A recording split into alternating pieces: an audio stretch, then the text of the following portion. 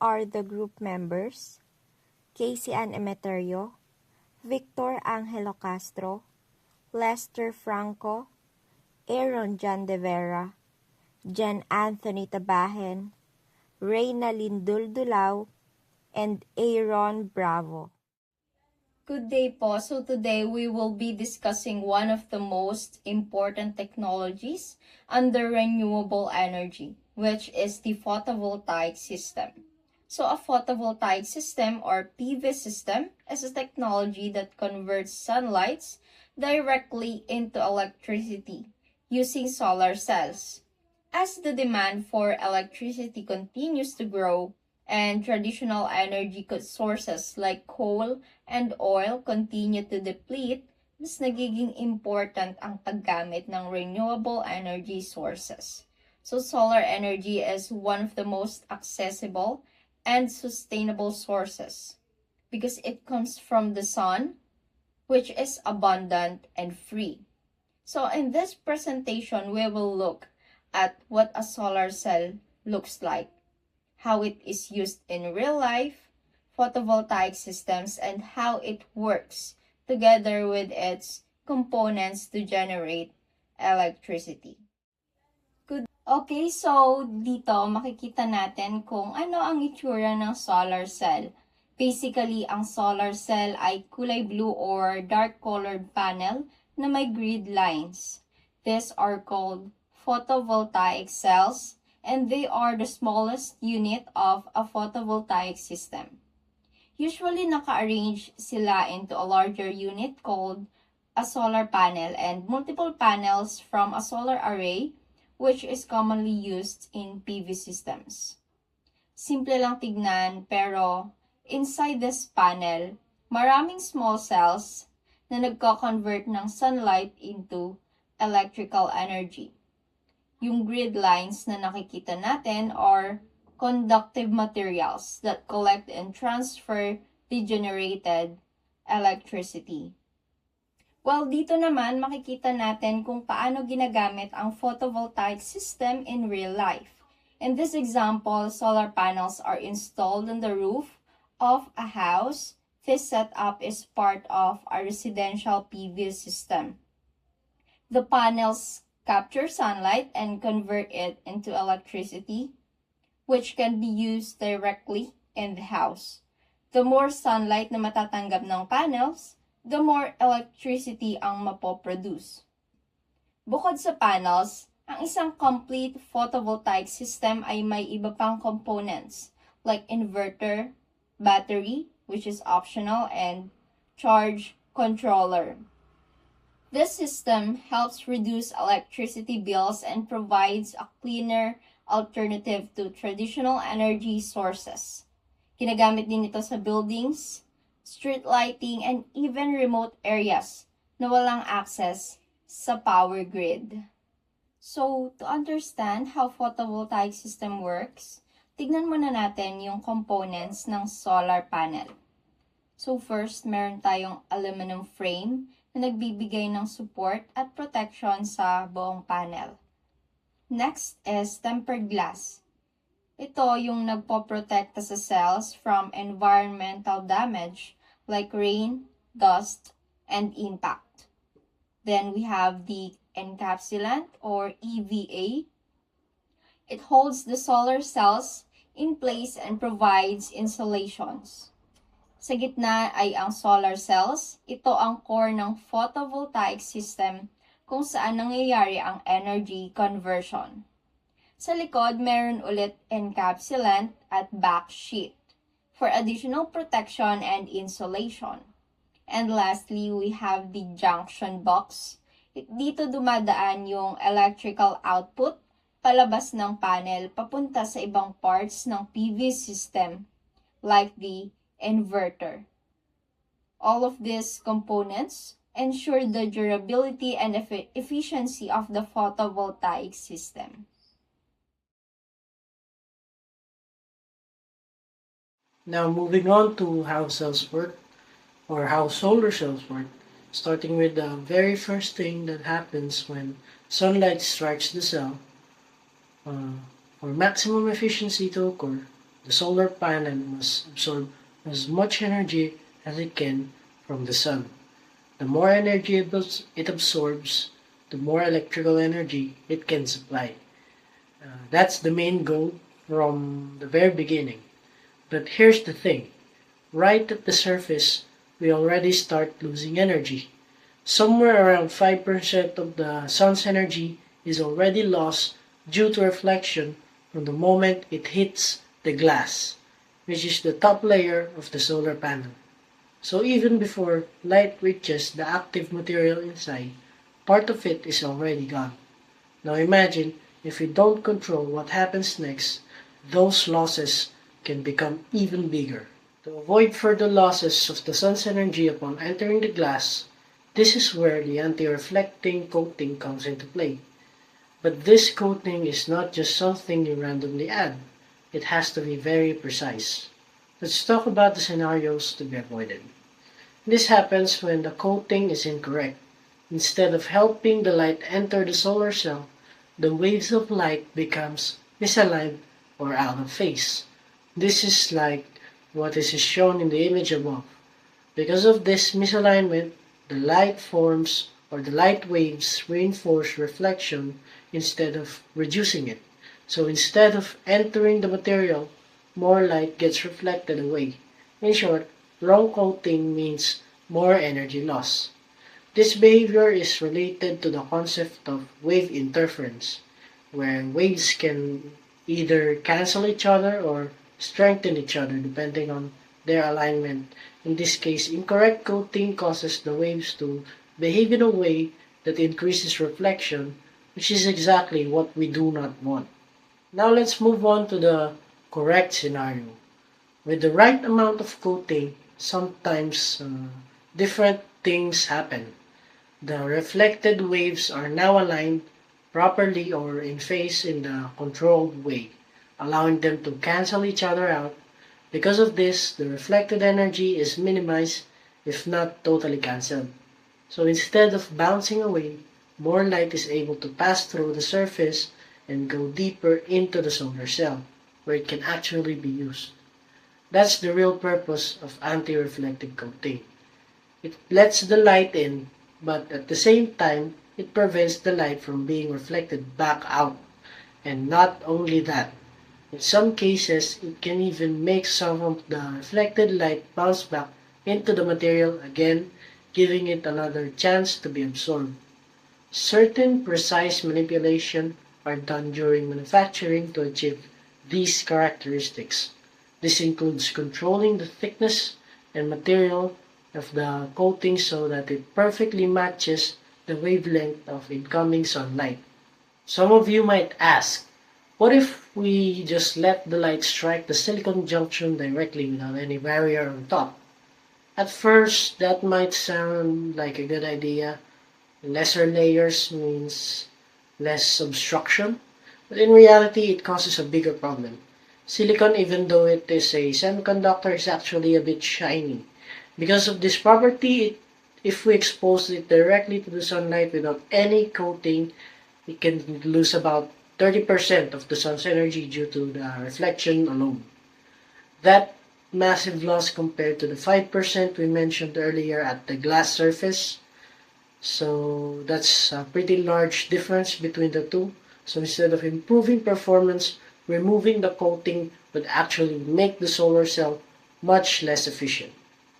So, to clearly tie everything together, first we already lose about 5% of energy at the glass surface. Incorrect coating increases reflection due to wave misalignment.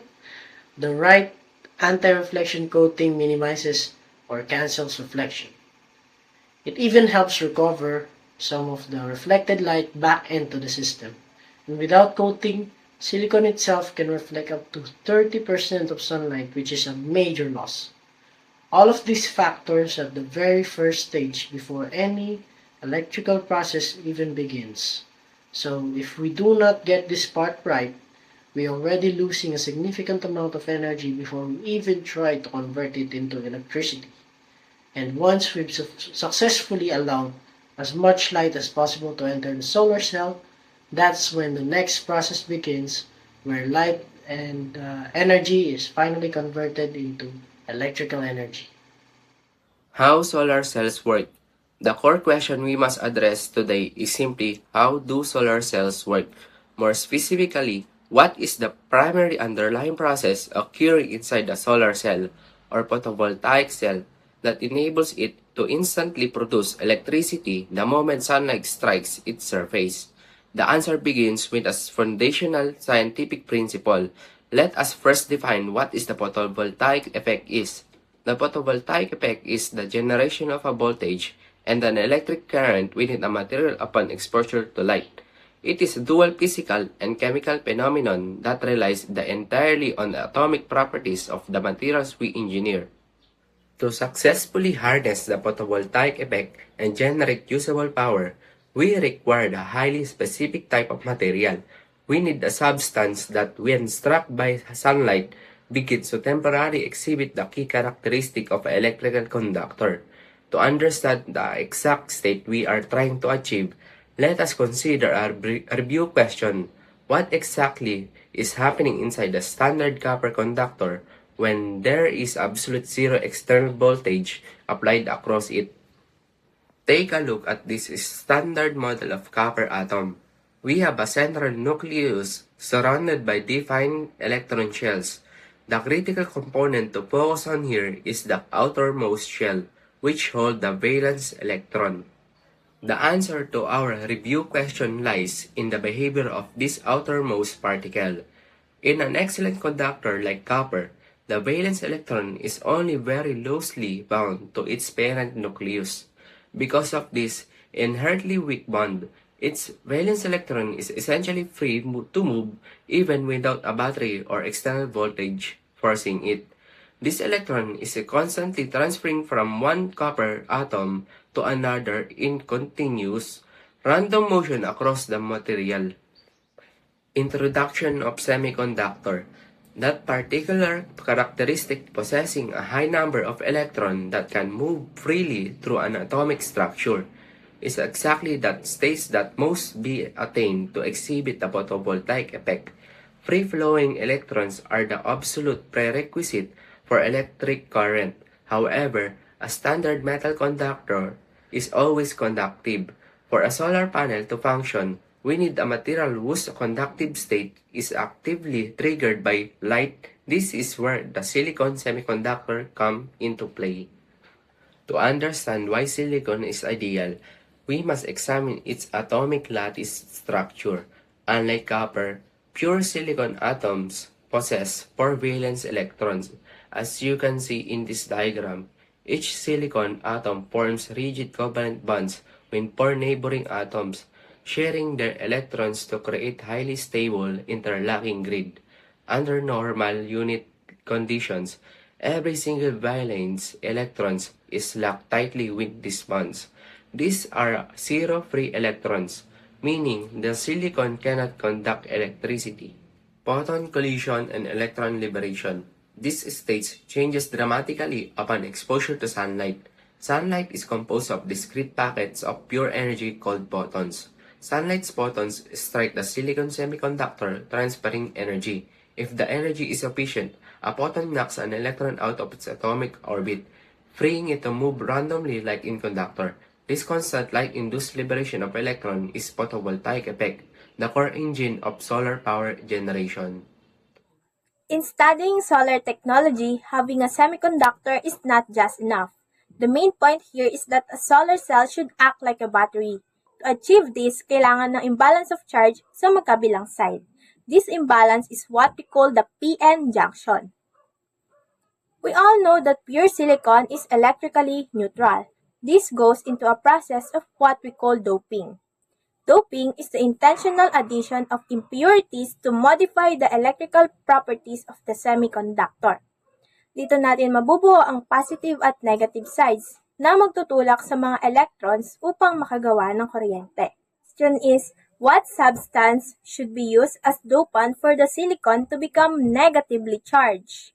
And also, what substance should be used as dopant for the silicon to become positively charged? periodic table of elements. We should focus our eyes on the element silicon as it is the material being used in the center part of a solar cell.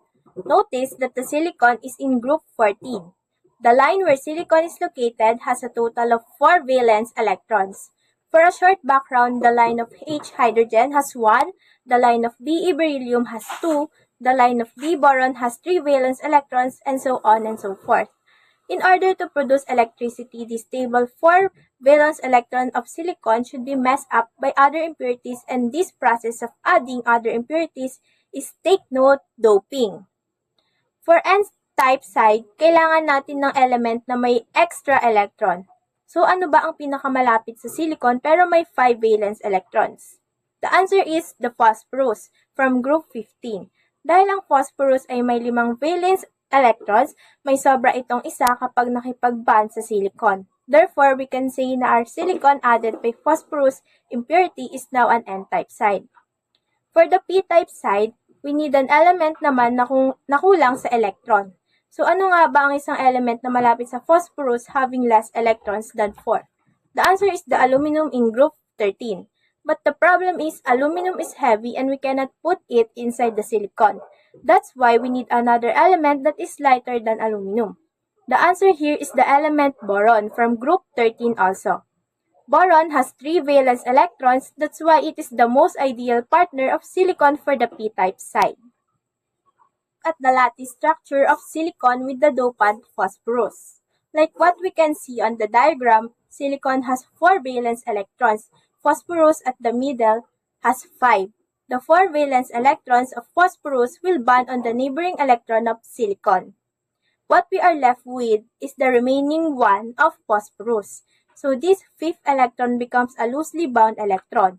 Because this has no permanent bond with others, it is free to move o malaya itong gumagalaw sa loob ng structure. This behavior of having extra negative carrier makes it an N-type semiconductor. Let's look at the P-type side using the boron. Just like the other bond, silicon has a permanent number of 4 valence electrons, while the boron has only 3. When the boron is placed in the middle, the 3 valence electrons of the boron will bond on the neighboring electron of silicon. The 3 have their bonds and we are left with a vacancy of 1. This vacancy is what we call holes. In physics, we treat these holes as positive charge carriers. The shortage of electrons means this side has positive characteristics. Ang mga holes na ito ang tatanggap sa mga free electrons na magmumula sa N-type side kapag tinamaan na ng sikat ng araw or ang solar cell. Now, we already created the P-type and N-type of the silicon. What happens now is we will sandwich the N-type and P-type to form a P-N junction. Sandwiching these two layers will become the foundation of the proceeding processes that will be discussed by our group's other member later. To sum it up, walang doping, walang imbalance. Walang imbalance, walang daloy ng kuryente. That's all. Thank you. Ang ipinapakita sa larawan ay ang basic concept ng PN junction na ginagamit sa photovoltaic system tulad ng solar panels. Makikita natin na ang material ay silicon or Si na siyang base semiconductor. May dalawang klase ng doping na ginagawa dito, ang P-type at ang N-type. Sa P-type, may halong element tulad ng boron, kaya nagkakaroon ng holes or positive charge carriers. Sa N-type naman, may halong phosphorus na nagbibigay ng extra electrons o negative charge carriers. Sa unang part, makikita ang distribution ng mga atoms at may P at D na nakahalo sa silicon lattice. Dahil dito, nagkakaroon ng imbalance sa N-type at maraming electrons, habang sa P-type naman ay maraming holes.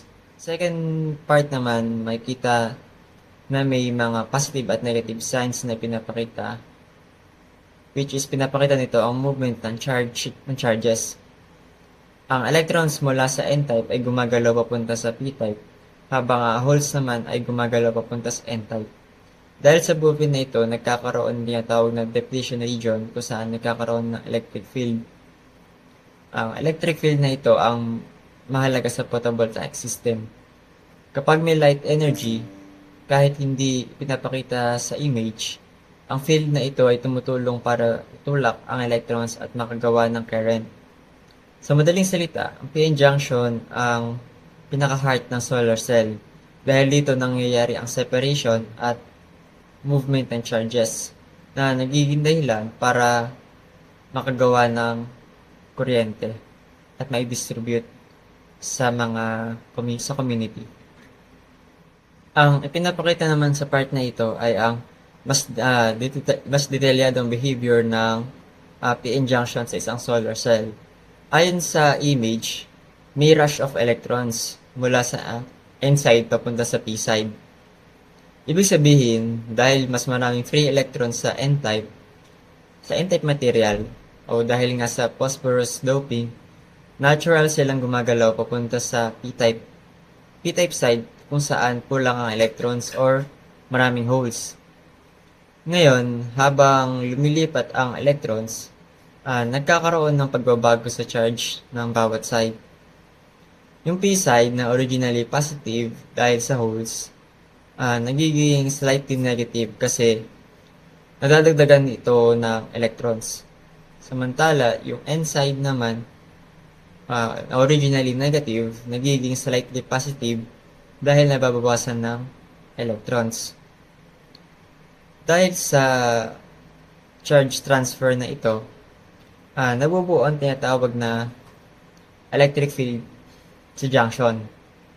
So, ang field na ito ay mahalaga dahil pinipigilan nito ang tuloy-tuloy na paggalaw ng charges at nagsiset ng balance sa system. So, in other words, ipinapakita na part na ito kung paano nagkakaroon ng charge redistribution sa PN junction.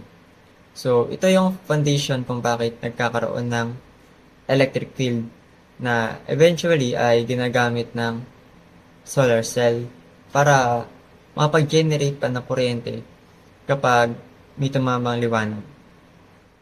Sa isang photovoltaic system, ang isa sa pinakamahalagang bahagi ay ang PN junction na siyang responsible sa pag-convert ng liwanag ng araw tungo sa kuryente. Ang PN junction ay nabubuo mula sa pagsasama ng dalawang uri ng semiconductor materials, ang P-type at ang N-type. So, ang P-type ay yung maraming holes at positive charge at yung N-type, yun naman yung negative at maraming electrons. So, kapag pinagdikit ang dalawang ito, nagkakaroon ng interaction sa pagitan ng electrons at holes. Ang ilang electrons mula sa N-type ay tumatawid papunta sa P-type at ang kukumite sa holes. Dahil dito, nabubuo sa gitna ang tinatawag na depletion region, ang makikita sa pulang bahaging side. Sa region na ito, halos wala ng free moving charges kaya tinatawag itong depleted region. Dahil sa pagkawala ng free charges sa area na ito, nagkakaroon ng electric field sa loob ng depletion region. Ang direction ng electric field ay pinapakita sa mga arrows sa slide. Ang field na ito ay ang nagsisilbing parang force na nagtutulak sa mga charge carriers. Ang mga electrons ay tinutulak papunta sa N-side habang ang mga holes naman ay papunta sa P-side. Sa isang photovoltaic system, kapag ang PN junction ay tinamaan ng liwanag ng araw, ang energy mula sa photons ay nagbibigay ng sapat na lakas sa mga electrons upang makawala at makagalaw. Ito ay nagre-resulta sa paglikha ng electron-hole pairs. Dahil sa presence ng electric fields sa depletion region, ang mga newly generated electrons at holes ay agad na hinihiwalay at pinapagalaw sa magkaibang direksyon. So, ang tuloy-tuloy na paggalaw ng mga electrons sa isang direksyon ay nagiging sanhi ng daloy na kuryente sa external circuit. Sa madaling salita, ang PN junction at ang depletion region ang nagsisilbing puso ng photovoltaic system. Dahil dito nagaganap ang proseso kung saan ang energy mula sa araw ay nagiging usable electrical energy. Sa part na ito, ipinapakita kung ano nga ba ang nangyayari pagkatapos magsama ang P-type at N-type materials sa isang solar cell. Ayon sa slide, tinatawag na rush of electrons, kung saan ang mga electrons mula sa n-side ay mabilis na gumagalaw papunta sa p-side. Dahil dito, nabubuo ang isang barrier sa pagitan ng dalawang sides at tinatawag na depletion region. Sa loob ng depletion region ay umaabot sa tinatawag na equilibrium. Ibig sabihin, tumitigil lang ang pagdaloy ng electrons dahil nagbabalance na ang forces sa loob ng junction.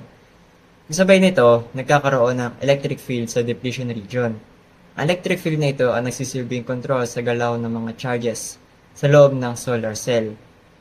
So, dahil sa presence ng electric field, ang silicon junction ay nagkakaroon ng characteristic na parang isang battery. Ibig sabihin, kaya nito mag-provide ng potential difference o voltahe na kailangan pa para magkaroon ng daloy ng kuryente. So, in other words, ang depletion region ang gumagawa ng internal or electric field na mahalaga para sa operation ng photovoltaic system. Now, let's move on to the basic operation of a PN junction. So, paano nga ba nag-work yung mismong PN junction na to? So, I will explain the process that are involved in the internal process or action that are taking place in the PN junction. So, in this example, we use the heavily doped part of the N-type for the phosphorus and heavily doped of a boron for the P-type or P-side. So, yung N-type na to and P-type na to, para makapag-create kasi tayo ng tinatawag na PN junction or P and N junction, kailangan natin pag-sandwiching or kailangan natin mapagkabit yung dalawang material na to, yung N-type and P-type. Ngayon, once na nag-sandwich tayo, meron ditong sandwiching effect na mangyayari.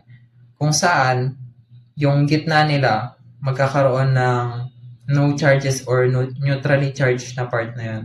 Yun yung tinatawag natin na depletion region. So ngayon, yung depletion region na yun, walang charges doon. While in the topmost part naman or yung pinakataas na portion, as indicated in the image din, dito yung part ng maraming electron. Mas maraming electron dito. And as well as sa baba naman, dito yung part ng P-side or P-type kung saan maraming positive part or yung mismong hole.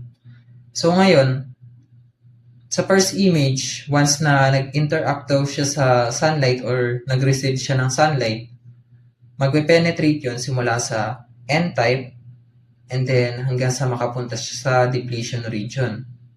So ngayon, once na napunta siya sa part ng depletion region or move siya sa depletion region, mag-accumulate yung electron doon. After that, yung mismong depletion region na to is marami ng electron. And yung interaction din ng sunlight, yun yung magkakos para sa baba or sa P-side to have some holes o yung hole niya mapupunta rin sa depletion region. Same number sa electrons. Then after that, magkakaroon ng pairing that are equal. So ibig sabihin, equal yung number ng hole sa number ng electron na nasa mismong depletion region na to. So ngayon, dahil meron ng pairing na nangyayari sa gitna, punta na tayo sa pangalawang image kung saan ini-indicate nito yung direction ng electric field. So, yung electric field na to, naka-pointing siya downward. So, yung internal electric field kasi na yun yung magkukos para sa free electron to go to the N side or yung taas. So, lahat ng electron is mapupunta sa N side. And as well as lahat ng hole is mapupunta sa baba or sa P-type. Ngayon, since yung N-type and P-type, napunta na yung mga electrons sa respective groups nila and as well as yung hole, napunta na sa baba, magkakaroon na ng higher concentration of electrons sa taas and higher concentration of hole sa baba. So wala na ulit charges sa gitna or sa mismong depletion region. So ngayon, once na nag-connect ka ng load sa both ends ng N-type and P-type, yun yung magkakreate ng flow of electron or kasi yung free electrons, as we all know, kailangan niya ng hole or naghahanap siya ng hole kung saan pwede siya mag-travel or yun yung pwede niyang parang paglagyan para maging stable ulit or para makakuha siya ng slot. So, ngayon lahat ng mga hole pupunta sila lahat ng mga electron pupunta na sila sa mga hole. And then, that unidirectional flow of current will enable us to create or generate electricity. Therefore, lighting the light bulb, so iilaw na or gagana na yung mismong light bulb. So ganun lang din gumagana yung mismong PN junction natin. So first, composed dapat siya ng N-type material and P-type material. And then, second one is, kailangan mo silang ipag-sandwich in such a way that mag-create sila ng depletion region sa gitna. And then, the depletion region na makikreate sa gitna, once na nag-interact na siya sa sunlight or sa mismong, kasi sunlight yung nagpo-produce ng or merong particle ng photons, and yung photons na to is once na nag-interact sa silicon, it has the ability to knock up electrons. So, yung interaction na yun yung magkikreate ng accumulation sa gitna or sa mismong depletion region, and then magkikreate or mag-generate ng magnetic or electric field. So, internal electric field yung makikreate sa mismong gitna or sa depletion region. Determining the flow of free electron and serve as the form of interaction in such a way that it will sort out the electron in the one side and as well as the proton or hole in the other side. And then, once na nag-create or sinubukan mag-add ng load doon, yun naman yung magpapagana or yung mismong difference ng N-type and P-type na merong part na nakakonekta sa mismong load. Yun yung part na yun, yung magkikreate ng electricity in such a way that gagana yung mismong load na yan. Kasi nga, magkakaroon ng unidirectional flow of load or ng electron. Good day everyone. To answer this question, let us first study the component of cells.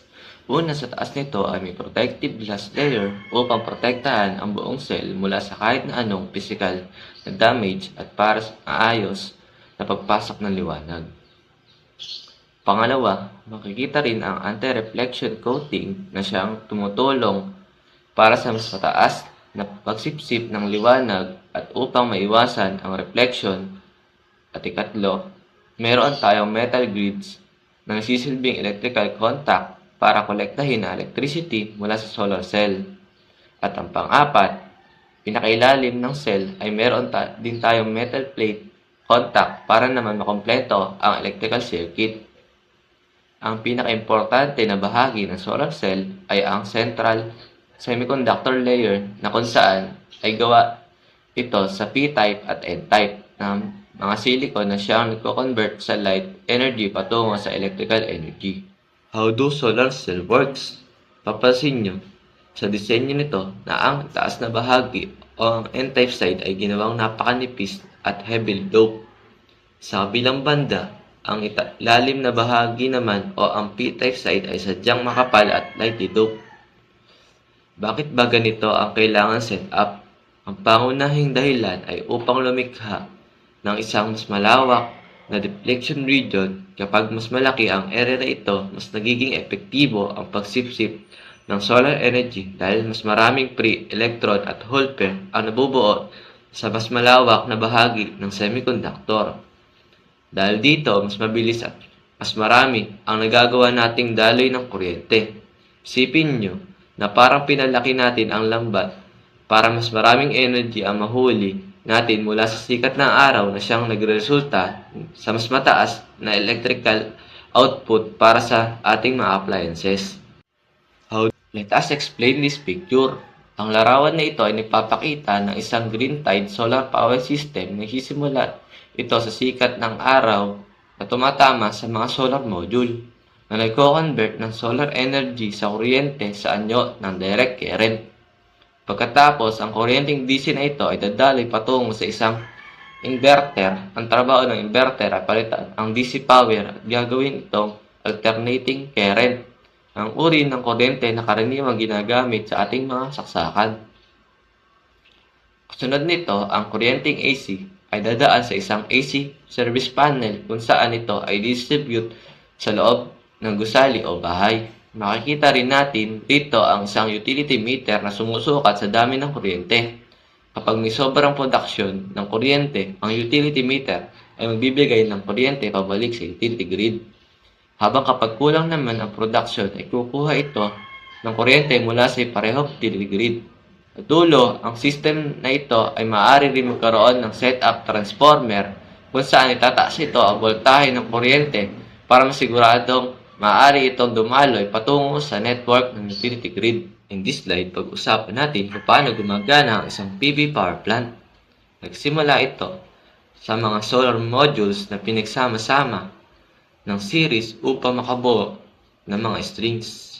Ang mga strings na ito ay pinagkakabit ng parallel para makabuo ng isang malaking array.